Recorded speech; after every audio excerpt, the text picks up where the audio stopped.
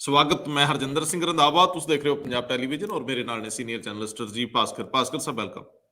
ਬਹੁਤ ਬਹੁਤ ਸ਼ੁਕਰੀਆ ਰੰਧਾਵਾ ਜੀ। ਭਾਸਕਰ ਸਾਹਿਬ, ਤੁਹਾਡਾ ਤਾਂ ਮੈਂ ਵੈਲਕਮ ਕਰ ਲਿਆ, ਪਰ ਪੰਜਾਬ ਨੇ ਪ੍ਰਧਾਨ ਮੰਤਰੀ ਦਾ ਵੈਲਕਮ ਨਾ ਕਰਕੇ ਚੰਗਾ ਨਹੀਂ ਕੀਤਾ, ਇਹ ਕਹਿਣਾ ਪਊ। ਘੱਟੋ ਘੱਟ ਸਾਨੂੰ ਉਹ ਦੇਖਣ ਦਾ ਮੌਕਾ ਨਹੀਂ ਮਿਲਿਆ ਕਿ ਪ੍ਰਧਾਨ ਮੰਤਰੀ ਦੇ ਮਨ 'ਚ ਪੰਜਾਬ ਨੂੰ ਲੈ ਕੇ ਕਿਸ ਤਰ੍ਹਾਂ ਦਾ ਦਰਦ ਹੈ ਜਾਂ ਉਹ ਪੰਜਾਬ ਲਈ ਕੀ ਕਰਨਾ ਚਾਹੁੰਦੇ ਆ। ਘੱਟੋ ਘੱਟ ਅਸੀਂ ਇੱਕ ਮੌਕਾ ਖੁੰਝਾਤਾ। ਇਸ ਪ੍ਰੋਗਰਾਮ ਦੇ ਐਨ ਪਹਿਲਾਂ ਸਰਦਾਰ ਚਰਨਜੀਤ ਸਿੰਘ ਚੰਨੀ ਮੁੱਖ ਮੰਤਰੀ ਪੰਜਾਬ ਦੀ ਪ੍ਰੈਸ ਕਾਨਫਰੰਸ ਮੈਂ ਸੁਣ ਰਿਹਾ ਸੀਗਾ, ਔਰ ਜਦੋਂ ਮੈਂ ਉਹਨਾਂ ਨੂੰ ਸੁਣਦਾ ਪਿਆ ਸੀ ਤੇ ਮੈਨੂੰ ਐ ਭੁਲੇਖਾ ਪੈਂਦਾ ਸੀ ਜਿਵੇਂ ਜਿੰਨੀ ਕੁ ਟੁੱਟੀ ਫੁੱਟੀ ਮੇਰੀ ਹਿੰਦੀ ਔਰ ਅੰਗਰੇਜ਼ੀ ਆ, ਇਦਾਂ ਦੀ ਸਾਡੇ ਮੁੱਖ ਮੰਤਰੀ ਦੀ ਆ, ਪਰ ਉਹ ਜਸਟੀਫਾਈ ਪੂਰਾ ਕਰ ਰਹੇ ਸੀ। ਉਹਨਾਂ ਦੀਆਂ ਗੱਲਾਂ ਦੇ ਵਿੱਚ ਇਹ ਭੋਲਾਪਣ ਜ਼ਰੂਰ ਲੱਗਦਾ ਸੀ ਕਿ ਉਹਨਾਂ ਨੇ ਐਫਰਟਸ ਪੂਰੇ ਲਾਏ, ਪਰ ਸਟੇਟ ਔਰ ਸੈਂਟਰ ਦੇ ਰਿਲੇਸ਼ਨ ਖਰਾਬ ਹੋਏ ਆ। ਇਹਦੇ 'ਚ ਦੋ ਤਿੰਨ ਗੱਲਾਂ ਵੱਡੀਆਂ ਨੇ ਜਿਹੜੀਆਂ ਬਹੁਤ ਜ਼ਰੂਰੀ ਕਰਨੀਆਂ ਬਣਦੀਆਂ। ਜਿਹੜੇ ਤਾਂ ਸੜਕ ਰੋਕ ਕੇ ਖਲੋਤੇ ਸੀ, ਮੈਨੂੰ ਨਹੀਂ ਪਤਾ ਕਿ ਉਹ ਕਿਸ ਜਥੇਬੰਦੀ ਜਾਂ ਕੌਣ ਸੀਗੇ, ਲੇਕਿਨ ਉਹਨਾਂ ਨੇ ਸਾਡੇ ਕੋਲ ਇੱਕ ਮੌਕਾ ਖੋਇਆ ਕਿ ਘੱਟੋ ਘੱਟ ਅਸੀਂ ਬੀਜੇਪੀ ਦੀ, ਦੇਸ਼ ਦੇ ਸਭ ਤੋਂ ਪ੍ਰਮੁੱਖ ਵਿਅਕਤੀ ਦੀ ਪੰਜਾਬ ਬਾਰੇ ਅਪਰੋਚ ਨੂੰ ਸਮਝਣ ਤੋਂ ਜਿਹੜੇ ਵਾਂਝੇ ਰਹਿ ਗਏ। ਦੂਜੀ ਗੱਲ ਕਿ ਜੇਕਰ ਅਸੀਂ ਕੇਂਦਰ ਦੇ ਜਾਂ ਗ੍ਰਹਿ ਮੰਤਰਾਲੇ ਦੀ ਇਸ ਗੱਲ ਨੂੰ ਮੰਨ ਲਈਏ ਕਿ ਰੂਟ ਕਲੀਅਰ ਹੋਣ ਦਾ ਜਿਹੜਾ ਰੂਟ ਕਲੀਅਰ ਹੋਣ ਦੀ ਗੱਲ ਕੀਤੀ ਗਈ ਸੀ, ਤਾਂ ਫਿਰ ਜੇਕਰ ਰੂਟ ਕਲੀਅਰ ਨਹੀਂ ਸੀ ਤੇ ਉਹਦੇ ਲਈ ਜ਼ਿੰਮੇਵਾਰ ਕੌਣ ਆ? ਕੀ ਪ੍ਰਧਾਨ ਮੰਤਰੀ? ਠੀਕ ਹੈ, ਮੁੱਖ ਮੰਤਰੀ ਜਿਹੜੀ ਗੱਲ ਕਹਿ ਰਿਹਾ ਜਾਇਜ਼ ਆ ਕਿ ਹੈਲੀਕਾਪਟਰ ਰਾਹੀਂ ਜਾਣਾ ਸੀਗਾ, ਲੇਕਿਨ ਜੇਕਰ ਪ੍ਰਧਾਨ ਮੰਤਰੀ ਦੇ ਬਦਲਵੇਂ ਰੂਟ ਨਾ ਹੋਣ, ਇਹ ਕਿੱਦਾਂ ਕੋਈ ਮੰਨ ਲੂ? ਅਹਿਮ ਸਵਾਲ ਆ ਕਿ ਜੇਕਰ ਤੁਸੀਂ ਸਾਰੀਆਂ ਕਲੀਅਰੈਂਸ ਦਿੱਤੀਆਂ ਸੀ ਤੇ ਰਾਹ ਦੇ ਵਿੱਚ ਅੰਦੋਲਨਕਾਰੀ ਕਿਵੇਂ ਪਹੁੰਚ ਜਾਂਦੇ ਆ, ਫਿਰ ਅਸੀਂ ਸਿਕਿਉਰਿਟੀ ਕਿਹਨੂੰ ਕਵਾਂਗੇ? ਇਹ ਗੱਲ ਮੰਨਣੀ ਪਊਗੀ ਕਿ ਕਈ ਵਾਰੀ ਵੀਆਈਪੀ ਰੂਟ ਜਿਹੜੇ ਲੱਗਦੇ ਆ ਉਹਨਾਂ 'ਚ ਕਿਧਰੇ ਚਿੜੀ ਪਰ ਨਹੀਂ ਮਾਰਦੀ। ਮੁੱਖ ਮੰਤਰੀਆਂ ਦੇ ਵੀ ਲੱਗਦੇ ਆ, ਗਵਰਨਰਾਂ ਦੇ ਵੀ ਲੱਗਦੇ ਆ, ਕੇਂਦਰੀ ਮੰਤਰੀਆਂ ਦੇ ਵੀ ਲੱਗਦੇ ਆ, ਪ੍ਰਧਾਨ ਮੰਤਰੀ ਦਾ ਤੇ ਹੁੰਦਾ ਹੀ ਬੜਾ ਵੱਡਾ, ਰਾਸ਼ਟਰਪਤੀ ਔਰ ਪ੍ਰਧਾਨ ਮੰਤਰੀ ਦਾ। ਸੋ ਭਾਸਕਰ ਸਾਹਿਬ, ਸਵਾਲ ਤਾਂ ਹੈਗੇ ਨੇ। ਔਰ ਦੂਜੀ ਗੱਲ ਕਿ ਜਿਹੜੀ ਮੁਸ਼ਕਲ ਨੂੰ ਮੌਕੇ 'ਚ ਤਬਦੀਲ ਕਰਨ ਦੀ ਸਕਿੱਲ ਬੀਜੇਪੀ ਕੋਲ ਆ, ਉਹਦੇ ਵੀ ਸਦਕੇ ਜਾਣ ਨੂੰ ਜੀ ਕਰਦਾ। ਮੁਸ਼ਕਲ ਬਹੁਤ ਸੀ, ਮੀਂਹ ਬਹੁਤ ਸੀ, ਇਕੱਠ ਪ੍ਰੋਪਰ ਨਹੀਂ ਸੀ ਹੋ ਸਕਿਆ। ਇਸ ਪਹਿਲੂ ਨੂੰ ਵੀ ਤੁਸੀਂ ਅੱਖੋਂ ਪਰੋਖੇ ਨਹੀਂ ਕਰ ਸਕਦੇ। ਇੱਕ ਪਹਿਲੂ ਹੋਰ ਵੀ ਆ ਕਿ ਜੇਕਰ ਏਜੰਸੀਆਂ ਸਮਾਂ ਰਹਿੰਦਿਆਂ ਕੇਂਦਰ ਨੂੰ, ਬੀਜੇਪੀ ਨੂੰ, ਕੇਂਦਰ ਸਰਕਾਰ ਨੂੰ ਇਹ ਦੱਸਣ 'ਚ ਅਸਫਲ ਰਹੀਆਂ ਕਿ ਰਾਵਾਂ ਦੇ ਵਿੱਚ ਲੋਕ ਨੇ, ਰਾਵਾਂ 'ਚ ਜਥੇਬੰਦੀਆਂ ਨੇ, ਅੰਦੋਲਨਕਾਰੀ ਨੇ, ਤਾਂ ਇੱਕ ਸਿਕਿਉਰਿਟੀ ਫੇਲੀਅਰ ਇਹਨੂੰ ਵੀ ਕਵਾਂਗੇ। ਮੇਰਾ ਖਿਆਲ ਕਰੋਨਾ, ਮੀਂਹ ਔਰ ਅੰਦੋਲਨਕਾਰੀਆਂ ਵੱਲੋਂ ਰਸਤੇ ਡੱਕੇ ਹੋਣ ਦੀ ਗੱਲ ਤੇ ਇਹ ਸਵੇਰੇ ਜਾਂ ਕੱਲ ਰਾਤ ਨੂੰ ਵੀ ਰੈਲੀ ਰੱਦ ਹੋ ਸਕਦੀ ਸੀ। ਫਿਰ ਵੀ ਪੰਜਾਬੀਆਂ ਨੂੰ ਇਹ ਮਿਹਣਾ ਹੈ ਕਿ ਉਹ ਘਰ ਆਏ ਵਿਅਕਤੀ ਦੀ ਸੁਰੱਖਿਆ ਨਹੀਂ ਕਰ ਸਕੇ, ਪ੍ਰਧਾਨ ਮੰਤਰੀ ਨੂੰ ਮੁੜਨਾ ਪਿਆ, ਔਰ ਇਹ ਸਾਡੇ ਉੱਤੇ ਪੂਰੇ ਦੇਸ਼ ਦੇ ਵਿੱਚ ਇੱਕ ਦੋਸ਼ ਲੱਗ ਰਿਹਾ। ਅੱਜ ਖੁੱਲ ਕੇ ਇਹ ਗੱਲ ਸਵੀਕਾਰ ਕਰਨੀ ਪਊਗੀ ਕਿ ਦੇਸ਼ ਦਾ ਮੀਡੀਆ ਇਹ ਗੱਲ ਕਹਿ ਰਿਹਾ ਕਿ ਪ੍ਰਧਾਨ ਮੰਤਰੀ ਪੰਜਾਬ 'ਚ ਸੁਰੱਖਿਅਤ ਨਹੀਂ ਸੀ, ਭਾਵੇਂ ਮੁੱਖ ਮੰਤਰੀ ਇਸ ਗੱਲ ਨੂੰ ਬਾਰ-ਬਾਰ ਕਹਿ ਰਿਹਾ ਕਿ ਅਸੀਂ ਸક્ષਮ ਆ, ਅਸੀਂ ਸਮਰੱਥ ਹਾਂ, ਸਾਡੀ ਪੁਲਿਸ ਸਮਰੱਥ ਆ, ਪ੍ਰਧਾਨ ਮੰਤਰੀ ਸਾਹਿਬ ਨੂੰ ਇੱਥੇ ਕੋਈ ਖਤਰਾ ਨਹੀਂ ਸੀ। ਆਪਸੀ ਸਹਿਮਤੀ ਨਾਲ ਹੀ ਅਸੀਂ ਉਹਨਾਂ ਨੂੰ ਕਿਹਾ ਸੀ ਕਿ ਤੁਸੀਂ ਉਧਰੋਂ ਦੀ ਆ ਜਾਓ ਜਾਂ ਵਾਇਆ ਹੈਲੀਕਾਪਟਰ ਚਲੇ ਜਾਓ। ਦੂਜਾ ਸਵਾਲ ਅੱਜ ਦਿਨ ਦੇ ਵਿੱਚ ਬਿਕਰਮ ਮਜੀਠੀਆ ਦੀ ਜ਼ਮਾਨਤ ਨੂੰ ਲੈ ਕੇ ਆ, ਉਹਦੇ ਤੇ ਗੱਲ ਅਸੀਂ ਅਖੀਰ 'ਚ ਕਰਾਂਗੇ। ਸਭ ਤੋਂ ਪਹਿਲਾਂ ਮੈਂ ਤੁਹਾਡੇ ਤੋਂ ਇਹ ਜਾਣਕਾਰੀ ਲਵਾਂ, ਤੁਸੀਂ ਇਹਨੂੰ ਕਿਵੇਂ ਸਮਝਿਆ? ਵੱਖ-ਵੱਖ ਲੋਕਾਂ ਦੀ, ਜਿਵੇਂ ਬੀਜੇਪੀ ਦੀ ਪ੍ਰੈਸ ਕਾਨਫਰੰਸ ਸੀ, ਮੁੱਖ ਮੰਤਰੀ ਦੀ ਸੀ, ਗ੍ਰਹਿ ਮੰਤਰਾਲੇ ਦਾ ਪੱਤਰ ਆ, ਉੱਥੋਂ ਦੇ ਐਸਐਸਪੀ ਦਾ ਸਸਪੈਂਡ ਹੋਣਾ, ਡੀਜੀਪੀ ਤੇ ਵੀ ਖਤਰੇ ਦੀ ਤਲਵਾਰ ਲਟਕੀ ਪਈ ਆ, ਕੇਂਦਰ ਔਰ ਸੂਬੇ ਦੇ ਸਬੰਧ ਵਿਗੜੇ ਪਏ ਨੇ ਇਸ ਵੇਲੇ। ਔਰ ਜੇ ਮੈਂ ਇਹ ਕਹਾਂ ਕਿ ਚਾਰ ਚੁਫੇਰਿਓਂ ਗੱਲ ਹੋ ਰਹੀ ਆ ਕਿ ਕਿਤੇ ਪ੍ਰੈਜ਼ੀਡੈਂਟ ਰੂਲ ਨਾ ਲੱਗੇ, ਹਾਲਾਂਕਿ ਮੈਨੂੰ ਇਹਦੀ ਕੋਈ ਸੰਭਾਵਨਾ ਨਹੀਂ ਲੱਗਦੀ। ਪ੍ਰਧਾਨ ਮੰਤਰੀ ਜਾਂ ਉਹਨਾਂ ਦਾ ਆਫਿਸ ਜਾਂ ਬੀਜੇਪੀ ਕਦੇ ਵੀ ਇਸ ਇਲੈਕਸ਼ਨ ਦੇ ਮੌਕੇ ਤੇ ਇਸ ਤਰ੍ਹਾਂ ਦਾ ਕਦਮ ਨਹੀਂ ਲੈਂਦੀ। ਉਹ ਇਹਨੂੰ ਇਸ ਮੁਸ਼ਕਲ ਨੂੰ ਮੌਕੇ ਵਿੱਚ ਤਬਦੀਲ ਕਰਨਗੇ ਜ਼ਰੂਰ। ਸ਼ਹਿਰੀ ਵੋਟਾਂ ਦੇ ਵਿੱਚ ਤੇ ਖਾਸ ਤੌਰ ਤੇ ਕਈ ਤਬਕਿਆਂ ਦੇ ਵਿੱਚ ਇਹ ਗੱਲ ਆਊਗੀ ਕਿ ਸੱਚਮੁੱਚ ਇੱਥੇ ਕਈ ਜਗ੍ਹਾ ਦੇ ਉੱਤੇ ਆਪਾਤਾਪੀ ਆ। ਇਸ ਮਾਮਲੇ 'ਚ ਪੰਜਾਬ ਦੇ ਲੋਕਾਂ ਤੇ ਇਹ ਦੋਸ਼ ਪ੍ਰਤੀਦੋਸ਼ ਦਾ ਸਿਲਸਿਲਾ ਬਣਿਆ ਰਹੂਗਾ। ਕੀ ਕਹਿੰਦੇ ਹੋ? ਜਿੱਥੇ ਤੱਕ ਪ੍ਰਧਾਨ ਮੰਤਰੀ ਦਾ ਵਾਪਸ ਜਾਣਾ, ਵਾਕਈ ਇਹ ਬੜੀ ਮਾੜੀ ਗੱਲ ਹੈਗੀ ਹੈ। ਜਿੱਦਾਂ ਸੁਨੀਲ ਜਾਖੜ ਉਹਨਾਂ ਨੇ ਵੀ ਇੱਕ ਬਿਆਨ ਦਿੱਤਾ ਵੀ ਇਹ ਪੰਜਾਬੀਅਤ ਦੇ ਵਾਸਤੇ, ਪੰਜਾਬੀ ਤੇ ਪੰਜਾਬੀਅਤ ਵਾਸਤੇ ਇੱਕ ਸ਼ਰਮਨਾਕ ਗੱਲ ਹੈਗੀ ਹੈ। ਜਿਹੜਾ ਕੁਝ ਹੋਇਆ ਨਹੀਂ ਹੋਣਾ ਚਾਹੀਦਾ ਸੀਗਾ। ਬਿਲਕੁਲ। ਪ੍ਰਧਾਨ ਮੰਤਰੀ ਦਾ ਪੰਜਾਬ ਦੇ ਦੌਰੇ ਦਾ ਸਾਨੂੰ ਬਹੁਤ ਟਾਈਮ ਤੋਂ ਇੰਤਜ਼ਾਰ ਸੀਗਾ, ਔਰ ਅਸੀਂ ਕਈ ਵਾਰ ਆਪਣੇ ਪ੍ਰੋਗਰਾਮ ਦੇ ਵਿੱਚ ਇਹ ਗੱਲਾਂ ਕਰਦੇ ਸੀ ਵੀ ਆਹ ਦੇ ਕੇ ਜਾਣਗੇ, ਉਹ ਦੇ ਕੇ ਜਾਣਗੇ, ਤੇ ਪੰਜਾਬ ਦੇ ਵਿੱਚ ਕੀ ਉਹ ਅਨਾਉਂਸਮੈਂਟ ਕਰਕੇ ਜਾਂਦੇ ਨੇ। ਅਸੀਂ ਤੇ ਉਸ ਗੱਲ ਦੀ ਤਿਆਰੀ ਕਰਕੇ ਬੈਠੇ ਹੋਏ ਸੀ ਕਿ ਕਿਸ ਗੱਲ ਤੋਂ ਕੀ ਚੀਜ਼ ਨਿਕਲਦੀ ਹੈ। ਪਰ ਤੁਸੀਂ ਇਹ ਦੇਖੋ ਕਿ ਅੱਜ ਬਾਰਿਸ਼ ਆਣੀ ਹੈ।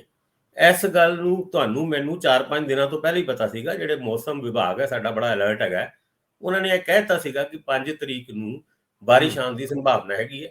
4 ਤਰੀਕ ਨੂੰ ਵੀ ਬਾਰਿਸ਼ ਦੀ ਫੋਰਕਾਸਟ ਕੀਤਾ ਗਿਆ ਸੀ, ਕੱਲ ਵੀ ਬਾਰਿਸ਼ ਆਈ ਔਰ ਅੱਜ ਵੀ ਬਾਰਿਸ਼ ਆਈ।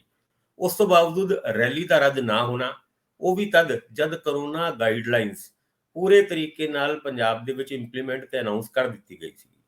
ਚਲੋ ਰੈਲੀ ਸੀਗੀ, ਪਹਿਲੇ ਹੀ ਮਿੱਥੀ ਹੋਈ ਸੀਗੀ, ਹੋਣੀ ਸੀ, ਹੋਈ। ਪਰ ਜਦ ਇਹ ਡਿਸੀਜਨ ਪ੍ਰਧਾਨ ਮੰਤਰੀ ਨੇ ਲਿੱਤਾ ਵਾਪਸ ਜਾਣ ਦਾ, ਉਸ ਤੋਂ 1 ਤੋਂ 1.5 ਘੰਟੇ ਪਹਿਲੇ ਤੋਂ ਟੀਵੀ ਦੇ ਇਲੈਕਟ੍ਰੋਨਿਕ ਚੈਨਲ ਦੇ ਵਿੱਚ, ਸੋਸ਼ਲ ਮੀਡੀਆ ਦੇ ਵਿੱਚ ਇਸ ਗੱਲ ਦੀ ਖਬਰਾਂ ਆ ਗਈ ਸੀਗੀ ਕਿ ਰੈਲੀ ਦੇ ਵਿੱਚ ਕੁਰਸੀਆਂ ਖਾਲੀ ਹੈ। ਔਰ ਜਦ ਕੈਪਟਨ ਅਮਰਿੰਦਰ ਸਿੰਘ ਜਿਹੜੇ ਮੁੱਖ ਮੰਤਰੀ ਹੈਗੇ ਆ, ਸਟੇਜ ਤੇ ਬੈਠੇ ਹੋਏ ਸੀ ਜਾਂ ਐਡਰੈਸ ਕਰ ਰਹੇ ਸੀਗੇ, ਤੇ ਉਹ ਐਦਾਂ ਲੱਗਦਾ ਸੀ ਵੀ ਖਾਲੀ ਕੁਰਸੀਆਂ ਨੂੰ ਹੀ ਉਹ ਐਡਰੈਸ ਕਰੀ ਜਾਂਦੇ ਨੇ। ਔਰ ਕੁਰਸੀਆਂ ਤਕਰੀਬਨ ਇਹ ਨਹੀਂ ਕਿ ਕੁਰਸੀਆਂ ਪਿੱਛੇ ਦੀ ਦਿਖਾ ਦਿੱਤੀ ਗਈ ਹੁਣ, ਕਿਉਂਕਿ ਜਿਹੜੇ ਉੱਥੇ ਫੋਟੋਗ੍ਰਾਫਰ ਸੀਗੇ, ਮੇਰੀ ਵੀ ਉਹਨਾਂ ਦੇ ਨਾਲ ਗੱਲ ਹੋਈ, ਉਹਨਾਂ ਨੇ ਮੈਨੂੰ ਉਸ ਟਾਈਮ ਦੀ ਕਰੀਬ 1:30 ਤੋਂ 2 ਵਜੇ ਤੱਕ ਦੀ ਫੋਟੋ ਵੀ ਭੇਜੀ, ਜਿਹਦੇ ਵਿੱਚ ਡੀ ਜਿਹੜੀ ਹੁੰਦੀ ਹੈ ਨਾ, ਡੀ ਤੋਂ ਬਾਅਦ ਹੀ ਕੁਰਸੀਆਂ ਖਾਲੀ ਹੋਣੀ ਸ਼ੁਰੂ ਹੋ ਗਈ ਸੀ। ਹੁਣ ਮੀਂਹ ਕਰਕੇ ਸੀਗੀ, ਬੰਦੇ ਸੀਗੇ ਇੱਧਰ ਉੱਧਰ ਸੀਗੇ, ਮੈਨੂੰ ਨਹੀਂ ਪਤਾ, ਪਰ ਕੁਰਸੀਆਂ ਦੇ ਵਿੱਚ ਬੰਦੇ ਬਹੁਤ ਘੱਟ ਸੀਗੇ ਔਰ ਕੈਪਟਨ ਅਮਰਿੰਦਰ ਸਿੰਘ ਸਟੇਜ ਤੇ ਬੈਠੇ ਹੋਏ ਸੀਗੇ। ਅਚਾਨਕ ਇੱਕ ਫੈਸਲਾ ਆਉਂਦਾ ਹੈ ਕਿ ਪ੍ਰਧਾਨ ਮੰਤਰੀ ਨੇ ਵਾਪਸ ਜਾਣ ਦਾ ਫੈਸਲਾ ਕੀਤਾ। ਫਿਰ ਉਸ ਤੋਂ ਬਾਅਦ ਆਉਂਦੀ ਹੈ ਵੀ ਪ੍ਰਧਾਨ ਮੰਤਰੀ ਦੀ ਸਿਕਿਉਰਿਟੀ ਦੇ ਵਿੱਚ ਇੱਕ ਬੜਾ ਵੱਡਾ ਬ੍ਰੀਚ ਹੋਇਆ। ਕੁਝ ਕਿਸਾਨ ਕਹਿੰਦੇ ਨੇ, ਅੰਦੋਲਨਕਾਰੀ ਕਵਾਂਗੇ ਆਪਾਂ ਤੇ, ਵੀ ਕੁਝ ਬੰਦੇ ਸੜਕ ਦੇ ਵਿੱਚ ਇਕੱਠੇ ਹੋਏ, ਜਿਹਦੇ ਕਰਕੇ ਪ੍ਰਧਾਨ ਮੰਤਰੀ ਨੂੰ ਫਲਾਈਓਵਰ ਵਿੱਚ ਆਪਣਾ ਕਨਵੋਏ ਤਕਰੀਬਨ 15 ਤੋਂ 20 ਮਿੰਟ ਤੱਕ ਰੋਕਣਾ ਪਿਆ। ਫਿਰ ਵਾਪਸ ਜਾਣ ਦਾ ਫੈਸਲਾ ਕੀਤਾ। ਹੁਣ ਇੱਕ ਖਬਰ 2 ਘੰਟੇ ਬਾਅਦ ਨਿਕਲ ਕੇ ਆਉਂਦੀ ਹੈ ਪ੍ਰਧਾਨ ਮੰਤਰੀ ਦੇ ਜਾਣ ਤੋਂ ਬਾਅਦ, ਉਹ ਵੀ ANI ਦੇ ਹਵਾਲੇ ਦੇ ਵਿੱਚ, ਕਿ ਪ੍ਰਧਾਨ ਮੰਤਰੀ ਜਾਂਦੇ ਜਾਂਦੇ ਇੱਕ ਅਫਸਰ ਨੂੰ ਇਹ ਗੱਲ ਕਹਿ ਗਏ ਕਿ ਆਪਣੇ ਮੁੱਖ ਮੰਤਰੀ ਨੂੰ ਥੈਂਕਸ ਕਹਿ ਦੇਣਾ, ਧੰਨਵਾਦ ਦੇ ਦੇਣਾ ਕਿ ਮੈਂ ਜਿੰਦਾ ਵਾਪਸ ਜਾ ਰਿਹਾ। ਯਾਨੀ ਇਹ ਇੱਕ ਬਹੁਤ ਵੱਡੀ ਗੱਲ ਹੈਗੀ ਹੈ, ਪ੍ਰਧਾਨ ਮੰਤਰੀ ਦਾ ਇਹ ਗੱਲ ਕਹਿਣਾ ਕਿਸੇ ਅਫਸਰ ਨੂੰ। ਹਾਲਾਂਕਿ ਹਜੇ ਤੱਕ ਇਹ ਨਹੀਂ ਪਤਾ ਲੱਗਿਆ ਕਿਹੜੇ ਅਫਸਰ ਨੂੰ ਇਹ ਗੱਲ ਕੀਤੀ ਹੈ, ਜਾਂ ਫਿਰ ANI ਦੀ ਹੀ ਕੋਈ ਸਟੇਟਮੈਂਟ ਏਦਾਂ ਦੀ ਆ ਗਈ, ਕਿਉਂਕਿ ANI ਦੀ ਸਰਕਾਰ ਦੇ ਰਿਸ਼ਤਿਆਂ ਦੇ ਵਿੱਚ ਕਾਫੀ, ਤੁਹਾਨੂੰ ਪਤਾ ਹੈ ਕਿ ਕਾਫੀ ਅੱਛੇ ਘਨਿਸ਼ਟ ਸੰਬੰਧ ਹੈਗੇ ਨੇ। ਹੁਣ ਇਹ 2 ਘੰਟੇ ਬਾਅਦ ਏਦਾਂ ਦਾ ਬਿਆਨ ਆਣਾ, ਉਸ ਤੋਂ ਬਾਅਦ ਖਲਬਲ ਹੀ ਮਚ ਜਾਣਾ। ਬੀਜੇਪੀ ਦੀ ਪ੍ਰੈਸ ਕਾਨਫਰੰਸ ਸ਼ਾਮੀ 5 ਵਜੇ ਹੋਣਾ, ਸਮ੍ਰਿਤੀ ਇਰਾਨੀ ਨੇ ਸਵਾਲ ਖੜੇ ਕਰਤੇ ਕਿ ਪ੍ਰਧਾਨ ਮੰਤਰੀ ਨੇ ਜਦ ਸੜਕ ਤੇ ਜਾਣ ਦਾ ਫੈਸਲਾ ਕੀਤਾ ਸੀਗਾ, ਤੇ ਇਹ ਕਿਸੇ ਇੰਡੀਵਿਜੂਅਲ ਨੂੰ ਕਿੱਦਾਂ ਪਤਾ ਲੱਗ ਗਈ, ਕਿਉਂਕਿ ਇਹ ਤੇ ਸਰਕਾਰ ਨੂੰ ਜਾਂ ਸਿਕਿਉਰਿਟੀ ਏਜੰਸੀਜ਼ ਨੂੰ ਇਹ ਗੱਲ ਦੱਸੀ ਜਾਂਦੀ ਹੈ ਕਿ ਵੀ ਹੈਲੀਕਾਪਟਰ ਦੇ ਰਾਹੀਂ ਨਹੀਂ, ਪ੍ਰਧਾਨ ਮੰਤਰੀ ਹੁਣ ਸੜਕ ਦੇ ਰਾਹੀਂ ਜਾਣਗੇ। ਮੈਨੂੰ ਇਹ ਲੱਗਦਾ ਹੈ ਕਿ ਇਸ ਗੱਲ ਦੇ ਵਿੱਚ ਕੁਝ ਜ਼ਰੂਰ ਕਨਫਿਊਜ਼ਨ ਹੈ, ਕਿਉਂਕਿ ਇਹ ਤੇ ਟੀਵੀ ਦੇ ਵਿੱਚ ਵੀ ਇਹ ਖਬਰ ਬ੍ਰੇਕ ਹੋ ਗਈ ਸੀ ਕਿ ਪ੍ਰਧਾਨ ਮੰਤਰੀ ਰੋਡ ਦੇ ਜ਼ਰੀਏ ਜਾਣਗੇ। ਹੁਣ ਇਹ ਗੱਲ ਟੀਵੀ ਦੇ ਚੈਨਲਾਂ ਨੂੰ, ਪੱਤਰਕਾਰਾਂ ਨੂੰ ਕਿੰਨੇ ਦੱਸੀ ਤੇ ਕਿਉਂ ਦੱਸੀ, ਔਰ ਇਹ ਰੂਟ ਸਿਰਫ ਇਹੀ ਸੀਗਾ, ਕੋਈ ਹੋਰ ਅਲਟਰਨੇਟਿਵ ਰੂਟ ਨਹੀਂ ਸੀਗਾ। ਨਾਰਮਲੀ VVIP ਦਾ ਦੌਰਾ ਹੁੰਦਾ ਹੈ ਤੇ 2-3 ਰੂਟ ਫਾਈਨਲਾਈਜ਼ ਕੀਤੇ ਜਾਂਦੇ ਨੇ, ਔਰ ਪ੍ਰਧਾਨ ਮੰਤਰੀ ਦੇ ਇਸ ਰੂਟਾਂ ਦੇ ਬਾਰੇ ਚ ਕਿਸੇ ਨੂੰ ਵੀ ਨਹੀਂ ਦੱਸਿਆ ਜਾਂਦਾ ਕਿ ਉਹ ਕਿਹੜੇ ਰੂਟ ਤੋਂ ਕਿਹੜੀ ਜਗ੍ਹਾ ਜਾਣਗੇ। ਹੈਲੀਕਾਪਟਰ ਦੇ ਵਿੱਚ ਵੀ, ਜਿਸ ਤਰ੍ਹਾਂ ਮੁੱਖ ਮੰਤਰੀ ਨੇ ਵੀ ਕਿਹਾ, 3 ਹੈਲੀਪੈਡ ਬਣਾਏ ਜਾਂਦੇ ਨੇ, ਔਰ ਕਿਹੜੇ ਹੈਲੀਪੈਡ ਦੇ ਵਿੱਚ ਪ੍ਰਧਾਨ ਮੰਤਰੀ ਦੇ ਹੈਲੀਕਾਪਟਰ ਉਤਰਨਗੇ ਇਹ ਵੀ ਕਿਸੇ ਨੂੰ ਹੈਲੀਕਾਪਟਰ ਉਤਰਨ ਤੋਂ ਪਹਿਲੇ ਨਹੀਂ ਪਤਾ ਹੁੰਦਾ। ਪਰ ਜਿਸ ਤਰੀਕੇ ਨਾਲ ਉਹ ਫਿਰੋਜ਼ਪੁਰ ਜਾ ਰਹੇ ਸੀਗੇ, ਰੈਲੀ ਤੋਂ 6-7 ਕਿਲੋਮੀਟਰ ਪਹਿਲੇ ਉਹਨਾਂ ਦੇ ਕਾਫਲੇ ਨੂੰ ਰੋਕ ਲਿੱਤਾ ਜਾਂਦਾ ਹੈ, 15 ਤੋਂ 20 ਮਿੰਟ ਲੱਗ ਜਾਂਦੇ ਨੇ, ਵਾਪਸ ਜਾਣ ਦਾ ਫੈਸਲਾ ਹੁੰਦਾ ਹੈ। ਫਿਰ ਉਸ ਤੋਂ ਬਾਅਦ ਸ਼ੁਰੂ ਹੁੰਦੀ ਹੈ ਰਾਜਨੀਤੀ। ਕਿਹਾ ਜਾਂਦਾ ਹੈ ਕਿ JP ਨੱਡਾ ਉਹਨਾਂ, ਸਾਡੇ ਮੁੱਖ ਮੰਤਰੀ ਚਰਨਜੀਤ ਸਿੰਘ ਚੰਨੀ ਉਹਨਾਂ ਨੂੰ ਫੋਨ ਕਰ ਰਹੇ ਸੀ, ਉਹਨਾਂ ਨੇ ਫੋਨ ਨਹੀਂ ਚੱਕਿਆ, ਔਰ ਚੰਨੀ ਉਹਨਾਂ ਉਸ ਟਾਈਮ ਜਦ ਇਹ ਕਾਫਲਾ ਰੋਕਿਆ ਗਿਆ ਸੀ, ਇੱਕ ਚੈਨਲ ਦੇ ਵਿੱਚ ਇੰਟਰਵਿਊ ਦੇ ਰਹੇ ਸੀਗੇ, ਔਰ ਉਸ ਇੰਟਰਵਿਊ ਦੇ ਦੌਰਾਨ ਹੀ ਇਹ ਖਬਰ ਬ੍ਰੇਕ ਹੋਈ ਸੀ ਕਿ ਆਹ ਜਿਹੜੇ ਪ੍ਰਧਾਨ ਮੰਤਰੀ ਦਾ ਕਾਫਲੇ ਨੂੰ ਰੋਕ ਲਿਆ ਗਿਆ, ਔਰ ਇਹਦੇ ਉੱਤੇ ਰਿਐਕਸ਼ਨ ਵੀ ਚੰਨੀ ਉਹਨਾਂ ਨੇ ਉਸ ਜਿਹੜੇ ਇੰਟਰਵਿਊ ਦੇ ਵਿੱਚ ਦੇ ਦਿੱਤਾ ਸੀਗਾ। ਪਰ ਜੋ ਕੁਝ ਵੀ ਹੋਇਆ ਪੰਜਾਬ ਵਾਸਤੇ ਚੰਗਾ ਨਹੀਂ ਹੋਇਆ। ਰਾਜਨੀਤੀ ਤੇ ਇਸ ਪਿੱਛੇ ਹੋ ਹੀ ਰਹੀ ਹੈ। ਹੋਮ ਮਿਨਿਸਟਰੀ ਨੇ ਪੰਜਾਬ ਸਰਕਾਰ ਤੋਂ ਇੱਕ ਰਿਪੋਰਟ ਮੰਗ ਲਈ ਹੈ, 24 ਘੰਟੇ ਦੇ ਅੰਦਰ ਅੰਦਰ ਸਾਨੂੰ ਰਿਪੋਰਟ ਦਿਓ ਕਿ ਇੰਨਾ ਵੱਡਾ ਸਿਕਿਉਰਿਟੀ ਬ੍ਰੀਚ ਪ੍ਰਾਈਮ ਮਿਨਿਸਟਰ ਦੀ ਸਿਕਿਉਰਿਟੀ ਦੇ ਵਿੱਚ ਉਹ ਕਿੱਦਾਂ ਹੋਇਆ। ਹੁਣ ਕੈਪਟਨ ਅਮਰਿੰਦਰ ਸਿੰਘ ਨੇ ਪੈਂਦੇ ਸੱਟੇ ਰਾਸ਼ਟਰਪਤੀ ਸ਼ਾਸਨ ਦੀ ਮੰਗ ਤੱਕ ਕਰ ਲਈ, ਔਰ ਇੱਥੇ ਦੂਜੇ ਜਿਹੜੇ ਨਵੇਂ ਭਾਜਪਾਈ ਬਣੇ ਨੇ, ਰਾਣਾ ਗੁਰਮੀਤ ਸੋਢੀ, ਉਹਨਾਂ ਨੇ ਵੀ ਕਿਹਾ ਵੀ ਗਵਰਨਰ ਨੂੰ ਲਾ ਦਿਓ। ਕਿਸੇ ਨਾ ਕਿਸੇ ਜਗ੍ਹਾ ਦੋ ਗੱਲਾਂ ਨਿਕਲ ਕੇ ਆ ਰਹੀ ਹੈ। ਕਿਤੇ ਇਹ ਸਭ ਕੁਝ ਇਸ ਕਰਕੇ ਤੇ ਨਹੀਂ ਹੋਇਆ ਕਿ ਰਾਸ਼ਟਰਪਤੀ ਸ਼ਾਸਨ ਲਾਉਣ ਦੀ ਤਿਆਰੀਆਂ ਸੀਗੀ ਔਰ ਸਿਕਿਉਰਿਟੀ ਦਾ ਬ੍ਰੀਚ ਦਾ ਬਹਾਨਾ ਬਣਾ ਕੇ ਪੰਜਾਬ ਦੇ ਨਾਲ ਉਹ ਕੁਝ ਕਰਨਾ ਜਿਹੜੀ ਪਹਿਲੇ ਵੀ ਕੇਂਦਰ ਸਰਕਾਰਾਂ ਕਈ ਵਾਰ ਕਰ ਚੁੱਕੀਆਂ। ਦੂਜੇ ਪਾਸੇ ਰੈਲੀ ਦੇ ਵਿੱਚ ਇੰਨੀ ਭੀੜ ਨਾ ਹੋਣਾ, ਉਹ ਪ੍ਰਾਈਮ ਮਿਨਿਸਟਰ ਤੋਂ ਕੋਲ ਵੀ ਇਹ ਇਨਫੋਰਮੇਸ਼ਨ ਪਹਿਲੇ ਪਹੁੰਚ ਗਈ ਸੀ ਕਿ ਉੱਥੇ ਖਾਲੀਆਂ ਕੁਰਸੀਆਂ ਹੈਗੀਆਂ। ਮੈਨੂੰ ਇਹ ਲੱਗਦਾ ਸੀਗਾ ਕਿ ਨਾਰਮਲੀ ਜਿੱਥੇ ਭੀੜ ਨਹੀਂ ਹੁੰਦੀ, ਉਹ ਵੀ ਪ੍ਰਧਾਨ ਮੰਤਰੀ ਨਰਿੰਦਰ ਮੋਦੀ ਉਹ ਉੱਥੇ ਜਾਣਾ ਬਹੁਤਾ ਪਸੰਦ ਨਹੀਂ ਕਰਦੇ। ਇਹਦੇ ਕਾਰਨ ਤੇ ਕਈ ਹੋ ਸਕਦੇ ਨੇ, ਪਰ ਚਲੋ ਹੁਣ ਠੀਕਰਾ ਤੇ ਪੰਜਾਬ ਸਰਕਾਰ ਦੇ ਉੱਤੇ ਫੁੱਟ ਗਿਆ। ਜੇ ਇਹਦੇ ਉੱਤੇ ਰਾਜਨੀਤੀ ਹੋਰ ਚੱਲਦੀ ਰਹੀ ਔਰ ਜੇ ਕਿਤੇ ਰਾਸ਼ਟਰਪਤੀ ਸ਼ਾਸਨ ਪੰਜਾਬ ਦੇ ਵਿੱਚ ਲਾ ਦੇ ਗਿਆ ਤੇ ਇਹਦੇ परिणाम ਬੜੇ ਮਾੜੇ ਹੋਣੇ ਆ, ਖਾਸ ਕਰਕੇ ਸਾਡੇ ਪੰਜਾਬੀਆਂ ਵਾਸਤੇ। ਸਰਕਾਰਾਂ, ਪੋਲੀਟੀਕਲ ਪਾਰਟੀਆਂ ਉਹ ਤੇ ਆਪਣੀ ਰਾਜਨੀਤੀ ਦੇ ਵਿੱਚ ਮਸਤ ਹੋ ਜਾਣਗੀਆਂ, ਪਰ ਸਾਡੇ ਵਾਸਤੇ, ਪੰਜਾਬ ਵਾਸਤੇ ਇਹ ਕੋਈ ਚੰਗੀ ਗੱਲ ਨਹੀਂ ਹੋਈ। ਭਾਸਕਰ ਸਾਹਿਬ, ਅਸੀਂ ਕੱਲ ਜ਼ਿਕਰ ਕੀਤਾ ਸੀਗਾ ਕਿ ਅੱਜ ਦੀ ਰੈਲੀ ਤੋਂ ਬਾਅਦ ਕਾਫੀ ਕੁਝ ਅਹਿਮ ਹੋਊਗਾ ਔਰ ਕਾਫੀ ਕੁਝ ਫੈਸਲਾਕੁੰਨ ਹੋਊਗਾ। ਜਿਹੜੀ ਗੱਲ ਤੁਸੀਂ ਕਹੀ ਹੈ ਕਿ ਸਵੇਰ ਵੇਲੇ ਜਦੋਂ ਕੈਪਟਨ ਅਮਰਿੰਦਰ ਸਿੰਘ ਬੋਲ ਰਹੇ ਸੀ ਜਾਂ ਉਹਨਾਂ ਤੋਂ ਪਹਿਲਾਂ ਉਹ ਸਟੇਜ ਤੇ ਸੀਗੇ ਤਾਂ ਕਾਫੀ ਕੁਰਸੀਆਂ ਖਾਲੀ ਸੀ। ਤੁਹਾਨੂੰ ਯਾਦ ਕੀ ਹੈ, ਤਾਂ ਹੁਣ ਦੀ ਗੱਲ ਹੈ, ਮੀਂਹ ਲਗਾਤਾਰ ਪੈ ਰਿਹਾ ਸੀ ਔਰ ਐਸੇ ਮੌਸਮ ਦੇ ਵਿੱਚ ਮੀਂਹ ਦੇ ਵਿੱਚ ਲੋਕ ਕਿੱਥੇ ਬਹਿੰਦੇ ਹੁੰਦੇ ਆ ਤੁਹਾਨੂੰ ਵੀ ਪਤਾ, ਜਦੋਂ ਉੱਤੇ ਕੋਈ ਬਹੁਤ ਇਸ ਤਰ੍ਹਾਂ ਦੇ ਪ੍ਰਬੰਧ ਨਾ ਹੋਣ। ਦੂਜੀ ਗੱਲ ਕਿ ਸਵੇਰ ਤੋਂ ਹੀ ਰੌਲਾ ਪੈਣਾ ਸ਼ੁਰੂ ਹੋ ਗਿਆ ਸੀ ਕਿ ਪੁਲਿਸ ਭਾਜਪਾ ਦੀਆਂ ਜਿਹੜੀਆਂ ਵਰਕਰਸ ਦੀਆਂ ਬੱਸਾਂ ਨੂੰ ਰੋਕ ਰਹੀ ਹੈ। ਰਾਹ ਦੇ ਵਿੱਚ ਕਈ ਜਗ੍ਹਾ ਅੰਦੋਲਨਕਾਰੀਆਂ ਨੇ ਵੀ ਜਿਹੜੇ ਉਹ ਲੋਕ ਰੋਕ ਲਏ, ਬਦਲਵੇਂ ਰੂਟ ਦਿੱਤੇ ਗਏ, ਪ੍ਰਬੰਧ ਕੀਤੇ ਗਏ, ਲੋਕ ਖੱਜਲ ਖਰਾਬ ਹੋ ਕੇ ਆਏ। ਇਹ ਸਾਰੀਆਂ ਗੱਲਾਂ ਅੰਦਰੋਂ ਦੋਸ਼ ਲੱਗਦੇ ਰਹੇ ਕਿਉਂਕਿ ਕੈਮਰਿਆਂ ਵਾਲੇ ਥਾਂਪੁਰ ਥਾਂ ਘੁੰਮਦੇ ਸੀ, ਚੈਨਲਾਂ ਵਾਲਿਆਂ ਦੀ ਰਿਪੋਰਟਿੰਗ ਲਗਾਤਾਰ ਹੋ ਰਹੀ ਸੀ। ਇਹ ਇੱਕ ਪਹਿਲੂ ਆ। ਇਹ ਤਾਂ ਬੀਜੇਪੀ ਸੌਖਿਆਂ ਕਹਿ ਦੂਗੀ ਕਿ ਸਾਡੇ ਬੰਦੇ ਰੋਕੇ ਗਏ, ਰਾਹ ਰੋਕ ਲਏ ਗਏ, ਰੈਲੀ ਦੇ ਵਿੱਚ ਤਾਂ ਹੀ ਪਹੁੰਚਿਆ ਜਾਂਦਾ ਜੇ ਰਾਹ ਮਿਲਦੇ, ਪ੍ਰਧਾਨ ਮੰਤਰੀ ਨਹੀਂ ਪਹੁੰਚ ਸਕੇ ਤੇ ਲੋਕਾਂ ਨੇ ਕਿੱਥੋਂ ਪਹੁੰਚ ਸਕਣਾ ਸੀ, ਉਹਨਾਂ ਕੋਲ ਅਸੀਂ ਇੱਕ ਬਹਾਨਾ ਦਿੱਤਾ ਹੈ।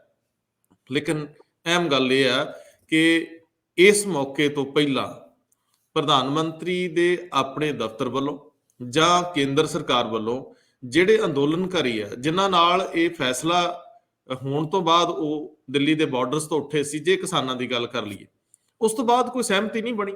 ਉਸ ਤੋਂ ਬਾਅਦ ਕੋਈ ਕੇਂਦਰ ਨਾਲ ਇਹਨਾਂ ਦੀ ਮੀਟਿੰਗ, ਜਿਹੜੀ ਕਮੇਟੀ ਬਣੀ ਸੀ ਕੇਂਦਰ ਦੀ ਔਰ ਕਿਸਾਨਾਂ ਦੀ, ਸੰਯੁਕਤ ਕਿਸਾਨ ਮੋਰਚੇ ਦੀ, ਉਹਦੀ ਕੋਈ ਮੀਟਿੰਗ ਤੈਅਸ਼ੁਦਾ ਨਹੀਂ ਸੀ। ਔਰ ਉਹਦੇ ਵਿੱਚ ਇਹ ਜਿਹੜੇ ਵਿਰੋਧ ਹੋਏ ਆ, ਇਸ ਵਿਰੋਧ ਦਾ ਲੀਡਰ ਕੌਣ ਆ ਪੰਜਾਬ 'ਚ? ਕੀ ਰਾਜੇਵਾਲ ਜਾਂ ਸੰਯੁਕਤ ਕਿਸਾਨ ਮੋਰਚਾ ਇਹਦੀ ਜ਼ਿੰਮੇਵਾਰੀ ਲੈਣ ਨੂੰ ਤਿਆਰ ਆ? ਕਿਹੜੀਆਂ ਮੰਗਾਂ ਨੂੰ ਲੈ ਕੇ ਪ੍ਰਧਾਨ ਮੰਤਰੀ ਨੂੰ ਰੋਕਿਆ ਜਾ ਰਿਹਾ ਸੀ? ਕਿਉਂਕਿ ਪ੍ਰਧਾਨ ਮੰਤਰੀ ਪੰਜਾਬ ਲਈ ਕੁਝ ਅਨਾਉਂਸਮੈਂਟਸ ਕਰਨ ਆ ਰਹੇ ਸੀ। ਦੇਖੋ, ਸਟੇਟ ਦੇ ਔਰ ਕੇਂਦਰ ਦੇ ਸੰਬੰਧ ਬੜੀ ਦੇਰ ਤੋਂ ਵਿਗੜਦੇ ਆਏ ਆ।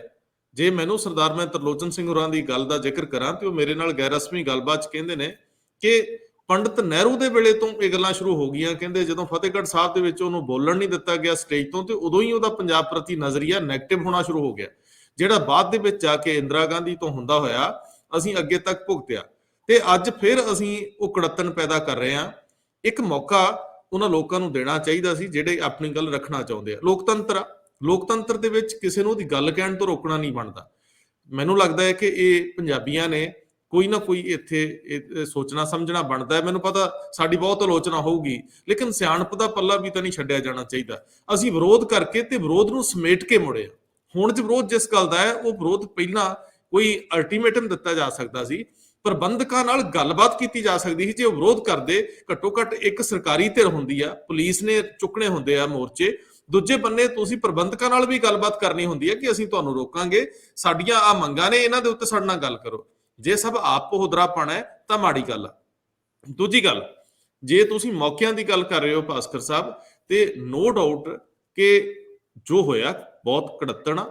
ਉਹਨਾਂ ਨੇ ਕਿਹਾ ਸਾਨੂੰ 24 ਘੰਟਿਆਂ 'ਚ ਰਿਪੋਰਟ ਦਿਓ। ਮੈਨੂੰ ਲੱਗਦਾ ਜਿਹੜੀ ਪ੍ਰਦੇਸ਼ ਸਰਕਾਰ ਆ, ਇਹਨੂੰ ਆਪਣੇ ਆਪ ਵੀ ਇੱਕ ਤੁਰੰਤ ਪ੍ਰਭਾਵ ਨਾਲ ਇਨਕੁਆਇਰੀ ਮਾਰਕ ਕਰਨੀ ਚਾਹੀਦੀ ਹੈ ਕਿ ਜੇਕਰ ਪ੍ਰਧਾਨ ਮੰਤਰੀ ਦੇ ਰੂਟ 'ਚ ਕੋਈ ਆਇਆ ਤੇ ਉਹਦੇ ਲਈ ਜੇ ਰੂਟ ਪਹਿਲਾਂ ਕਲੀਅਰ ਕਰਤਾ ਗਿਆ ਸੀਗਾ ਜਾਂ ਪ੍ਰਧਾਨ ਮੰਤਰੀ ਦੇ ਕਾਫਲੇ ਨੂੰ ਇਹ ਜਾਣਕਾਰੀ ਦਿੱਤੀ ਸੀ ਕਿ ਰੂਟ ਕਲੀਅਰ ਆ, ਤਾਂ ਦਰਮਿਆਨ ਦੇ ਵਿੱਚ ਕਿਹੜੇ ਅਧਿਕਾਰੀ ਸੀ ਜਿਨ੍ਹਾਂ ਨੇ ਉਹ ਮੌਕੇ ਤੇ ਫੈਸਲੇ ਨਹੀਂ ਲਏ। ਦੂਜੀ ਗੱਲ ਕਿ ਇਹਦੇ ਸੰਬੰਧੀ ਪੰਜਾਬ ਸਰਕਾਰ ਨੂੰ ਨੈਤਿਕ ਜ਼ਿੰਮੇਵਾਰੀ ਸਮਝਦੇ ਆ ਵੀ ਅੱਖਰ ਕਲੀਅਰ ਲਿਖਤੀ ਰੂਪ 'ਚ ਕਰ ਦੇਣਾ ਚਾਹੀਦਾ ਕਿ ਉਹਨਾਂ ਦੀ ਕਦੋਂ ਕਿਹਦੇ ਨਾਲ, ਜਿੱਦਾਂ ਅੱਜ ਮੁੱਖ ਮੰਤਰੀ ਦੱਸ ਵੀ ਰਹੇ ਸੀ ਕਿ ਉਹਨਾਂ ਦੀ ਰਾਤ ਆਈਬੀ ਦੇ ਡਾਇਰੈਕਟਰ ਨਾਲ ਗੱਲ ਹੋਈ, ਉਹਨਾਂ ਦੀ ਕਿੱਥੇ ਕਦੋਂ ਮਿੰਟਸ ਦੀ ਕਾਰਵਾਈ ਹੈ ਇੱਕ ਤਰ੍ਹਾਂ ਨਾਲ, ਔਰ ਇਸੇ ਸੰਬੰਧ ਚ ਜਿਹੜੇ ਚਿੱਠੀ ਪੱਤਰ ਹੋਇਆ, ਈਮੇਲਸ ਹੋਈਆਂ, ਫੋਨ ਕਾਲਸ ਹੋਈਆਂ, ਉਹਨਾਂ ਸਾਰੀਆਂ ਦੀ ਇੱਕ, ਕਿਉਂਕਿ ਲੋਕਾਂ ਨੂੰ ਦੁੱਧ ਦਾ ਦੁੱਧ ਤੇ ਪਾਣੀ ਦਾ ਪਾਣੀ ਹੋਣਾ ਚਾਹੀਦਾ। ਪੰਜਾਬ ਹੁਣ ਬਲਦੀ ਦੇ ਬੂਥੇ ਨਹੀਂ ਆਉਣਾ ਚਾਹੁੰਦਾ।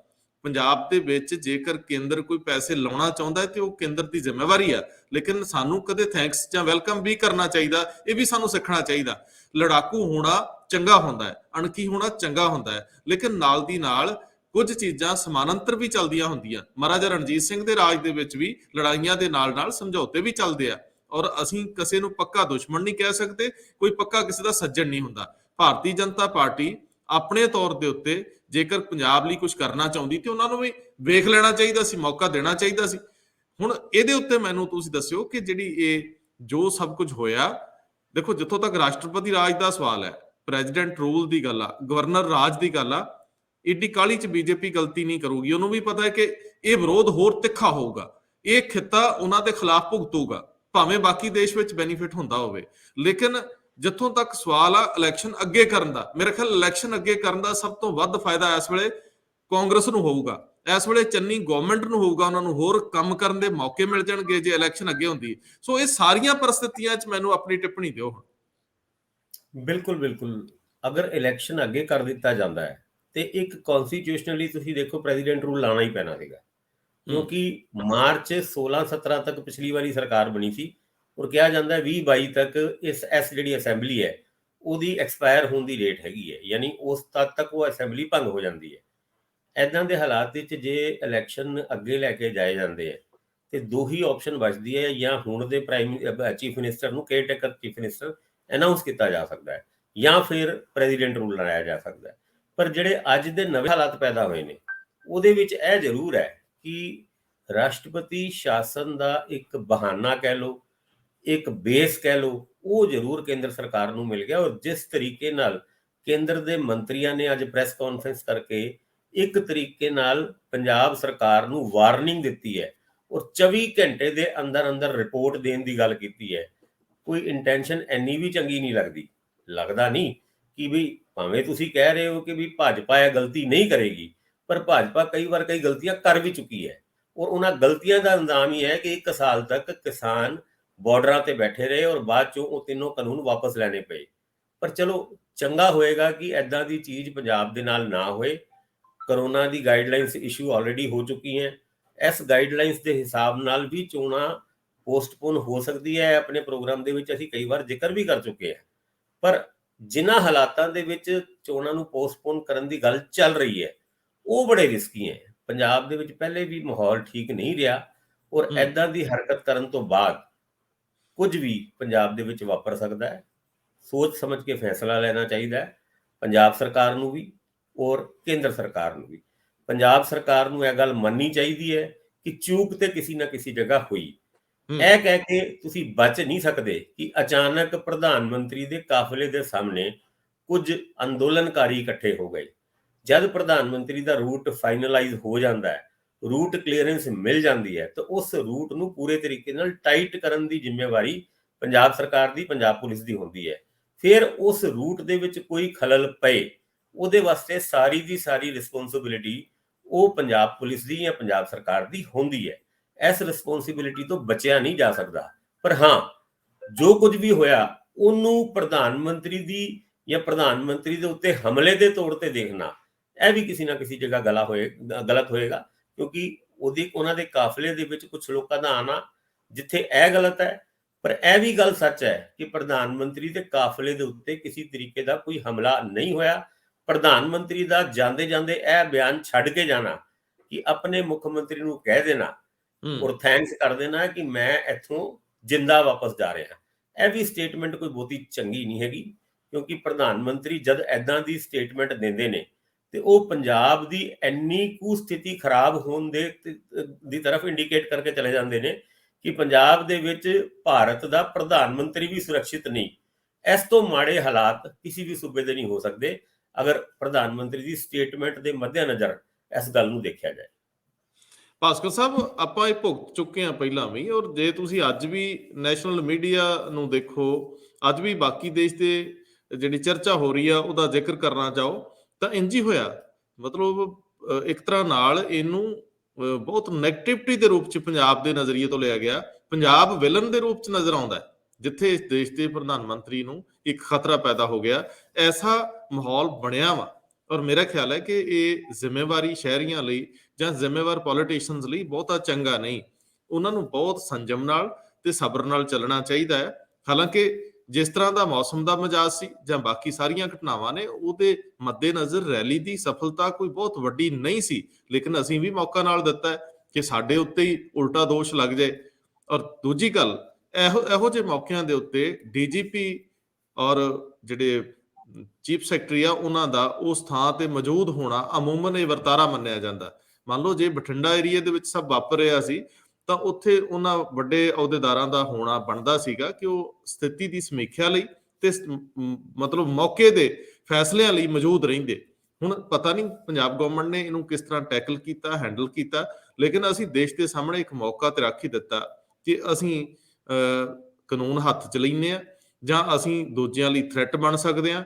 ਹਾਲਾਂਕਿ ਪ੍ਰੈਕਟੀਕਲੀ ਜਿਵੇਂ ਮੁੱਖ ਮੰਤਰੀ ਨੇ ਦੱਸਿਆ ਕਿ ਐਸਾ ਕੁਝ ਨਹੀਂ ਸੀ। ਅਸੀਂ ਸਨਮਾਨ ਕਰਦੇ ਹਾਂ ਪ੍ਰਧਾਨ ਮੰਤਰੀ ਦਾ, ਇਹ ਮੁੱਖ ਮੰਤਰੀ ਦੀ ਸਟੇਟਮੈਂਟ ਆ, ਔਰ ਉਹ ਕਹਿ ਵੀ ਰਹੇ ਆ ਕਿ ਅਸੀਂ ਇੱਕ ਤਰ੍ਹਾਂ ਨਾਲ ਸਿੱਧੇ ਤੌਰ ਤੇ ਅਫਸੋਸ ਵੀ ਜ਼ਾਹਰ ਕਰ ਰਹੇ ਆ ਕਿ ਜੇ ਫਿਰ ਵੀ ਉਹਨਾਂ ਨੂੰ ਦਿੱਕਤ ਹੋਈ ਤਾਂ ਅਫਸੋਸ ਜ਼ਾਹਰ ਕਰ ਰਹੇ ਆ। ਮੇਰਾ ਖਿਆਲ ਆ ਕਿ ਪ੍ਰਧਾਨ ਮੰਤਰੀ ਨੂੰ ਵੱਡਾ ਦਿਲ ਦਿਖਾਉਂਦਿਆਂ ਇਸ ਮੁੱਦੇ ਤੇ ਗੱਲ ਕਰਨੀ ਚਾਹੀਦੀ ਆ, ਔਰ ਨਾਰਾਜ਼ਗੀ ਜ਼ਾਹਰ ਨਾ ਕਰਕੇ ਇੱਕ ਤਰ੍ਹਾਂ ਨਾਲ ਉਹਨਾਂ ਨੂੰ ਇਸ ਸਾਰੀ ਸਿਚੁਏਸ਼ਨ ਦੇ ਉੱਤੇ ਗੱਲ ਕਲੈਰਿਟੀ ਕਰ ਦੇਣੀ ਚਾਹੀਦੀ ਆ, ਕਿਉਂਕਿ ਇਸ ਦੇਸ਼ ਦਾ ਹਰ ਵਸਨੀਕ ਪ੍ਰਧਾਨ ਮੰਤਰੀ ਉਹ ਇੱਕੋ ਹੀ ਆ ਇੱਕ ਤਰ੍ਹਾਂ ਨਾਲ ਕਿ ਪ੍ਰਧਾਨ ਮੰਤਰੀ ਨੂੰ ਪ੍ਰਧਾਨ ਮੰਤਰੀ ਮੰਨਦਾ ਹੈ, ਇਸ ਦੇਸ਼ ਦੇ ਸੰਵਿਧਾਨ ਨੂੰ ਮੰਨਦਾ ਹੈ। ਲੇਕਿਨ ਜੋ ਵੀ ਹੋਇਆ ਉਹਦੇ ਵਿੱਚ ਕਿੱਥੇ ਕਿੱਥੇ ਗਲਤੀਆਂ ਹੋਈਆਂ, ਪੰਜਾਬੀਆਂ ਨੂੰ ਵੀ ਸੈਲਫ ਐਨਾਲਿਸਿਸ ਕਰਨ ਦੀ ਲੋੜ ਆ। ਅਸੀਂ ਹਰ ਵੇਲੇ ਲੜ ਨਹੀਂ ਸਕਦੇ, ਸਾਨੂੰ ਕੇਂਦਰ ਦੀ ਹੈਲਪ ਦੀ ਜ਼ਰੂਰਤ ਆ, ਔਰ ਕੇਂਦਰ ਦੀ ਜ਼ਿੰਮੇਵਾਰੀ ਆ ਕਿ ਉਹ ਸਟੇਟ ਦੀ ਮਦਦ ਕਰੇ। ਜਿਵੇਂ ਮੁੱਖ ਮੰਤਰੀ ਸਾਹਿਬ ਨੇ ਕਿਹਾ ਹੀ ਆ, ਚੰਨੀ ਸਾਹਿਬ ਕਹਿੰਦੇ ਆ ਕਿ ਮੈਂ ਤੇ ਦੇਖੋ ਭਾਸ਼ਣ ਤਿਆਰ ਕੀਤਾ ਸੀ, ਉਹ ਕਹਿੰਦੇ ਮੈਂ ਤਾਂ ਕੀ ਮੰਗਣਾ ਇਹਦੀ ਲਿਸਟ ਬਣਾਈ ਹੋਈ ਸੀ, ਮੈਨੂੰ ਤਾਂ ਖੁਸ਼ੀ ਬੜੀ ਸੀ ਕਿ ਉਹ ਆਏ ਸੀ ਤੇ ਕੁਝ ਦੇ ਕੇ ਚੱਲੇ ਆ, ਅਸੀਂ ਉਹਨਾਂ ਦੇ ਖਿਲਾਫ ਥੋੜੀ ਆ।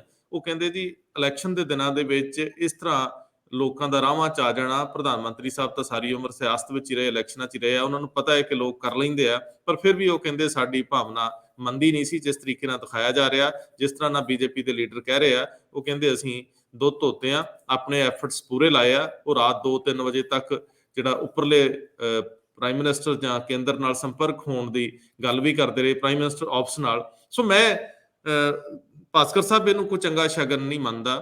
ਹਾਲਾਂਕਿ ਸਾਡੀ ਆਲੋਚਨਾ ਹੋਊਗੀ ਕਿ ਅਸੀਂ ਇਹਦੀ ਨਿੰਦਾ ਕਿਉਂ ਕਰਦੇ ਹਾਂ, ਇਸ ਤਰ੍ਹਾਂ ਦੀਆਂ ਘਟਨਾਵਾਂ ਦੀ। ਸਾਡੀ ਆਲੋਚਨਾ ਹੋਊਗੀ ਕਿ ਅਸੀਂ ਰਾਵਾਂ ਨੂੰ ਡੱਕਣ ਦੇ ਖਿਲਾਫ ਕਿਉਂ ਆ। ਸਾਡੀ ਆਲੋਚਨਾ ਹੋਊਗੀ ਕਿ ਸਾਨੂੰ ਪੰਜਾਬ ਵੱਲ ਖੜੇ ਹੋਣਾ ਚਾਹੀਦਾ, ਭਾਵੇਂ ਬੇਵਕੂਫੀ ਨਾਲ ਹੀ ਹੋਈਏ। ਮੈਨੂੰ ਇੰਜ ਲੱਗਦਾ ਇੰਜ ਨਹੀਂ ਆ, ਇਹ ਭਾਰਤ ਆ, ਅਸੀਂ ਇਹਦਾ ਹਿੱਸਾ ਆ। ਸਾਨੂੰ ਇਹ ਮੰਨ ਕੇ ਚੱਲਣਾ ਪਊਗਾ ਜਿਹੜਾ ਪਿੱਛੇ ਰਹਿ ਗਿਆ ਸਫ਼ਰ ਜਿਹਦੇ ਵਿੱਚ ਅੰਦੋਲਨ ਸੀਗਾ, ਤੁਹਾਨੂੰ ਉਹਦਾ ਵੀ ਮੁਲਾਂਕਣ ਕਰਨਾ ਪਊਗਾ। ਅੰਦੋਲਨ ਦੇ ਦੌਰ ਦੇ ਵਿੱਚ ਤੁਸੀਂ ਸਮਝੌਤਾ ਕਰਕੇ ਆਏ ਹੋ ਜਾਂ ਤੁਸੀਂ ਕਾਨੂੰਨ ਵਾਪਸ ਹੋਣ ਤੋਂ ਬਾਅਦ ਆਏ ਹੋ, ਉਹ ਵੀ ਤੁਹਾਨੂੰ ਮੰਨ ਕੇ ਚੱਲਣਾ ਚਾਹੀਦਾ। ਅੱਗੇ ਤੁਹਾਡੀ ਕਮੇਟੀ ਬਣੀ ਸੀ, ਉਹਨੂੰ ਕਮੇਟੀ ਨੂੰ ਅੱਗੇ ਆ ਕੇ ਬੀਜੇਪੀ ਨਾਲ ਇਹ ਮਸਲੇ ਡਿਸਕਸ ਕਰਨੇ ਚਾਹੀਦੇ ਸੀ। ਅਸੀਂ ਪੂਰੇ ਪੰਜਾਬ ਨੂੰ ਬਲਦੀ ਦੇ ਬੂਥੇ ਨਹੀਂ ਦੇ ਸਕਦੇ। ਬਹੁਤ ਮਿਹਰਬਾਨੀ, ਬਹੁਤ ਧੰਨਵਾਦ। ਧੰਨਵਾਦ।